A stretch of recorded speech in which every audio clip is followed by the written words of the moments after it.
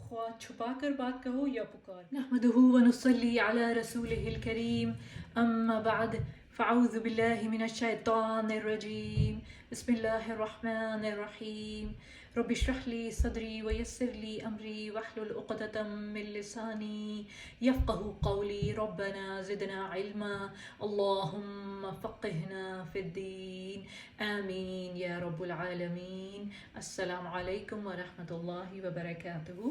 کیا حال چال ہے آپ سب کے؟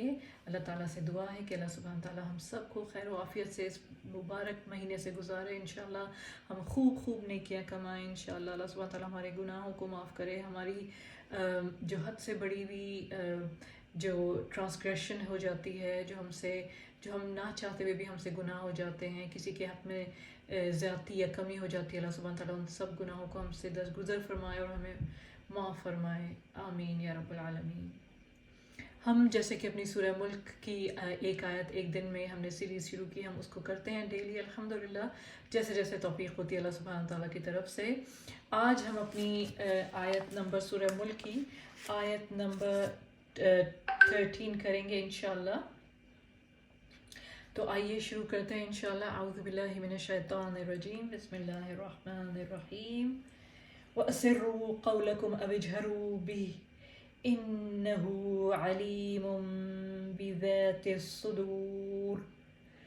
اور تم لوگ خواہ چھپا کر بات کہو یا پکار کر، اس کو سب خبر ہے، کیونکہ وہ دلوں تک کی باتوں سے خوب واقف ہے۔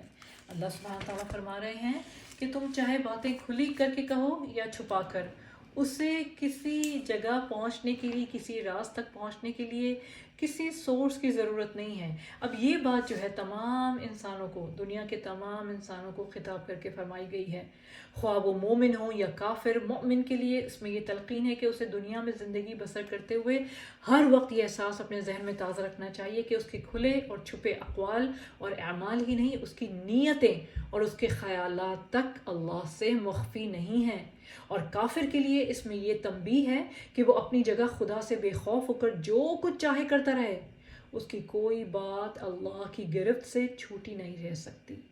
ایک دن آئے گا جب وہ پکڑا جائے گا، یقیناً ایک دن اللہ سبحانہ تعالیٰ نے مخصوص کیا ہے کہ جس دن سب کی پکڑ ہوگی۔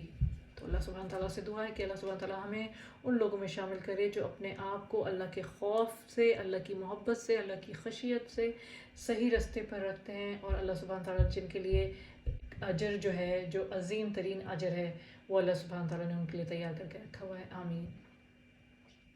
سبحانک اللہم وبحمدک، اشہد ان لا الہ الا انت، استغفرک واتوب الیک۔ السلام علیکم ورحمۃ اللہ وبرکاتہ۔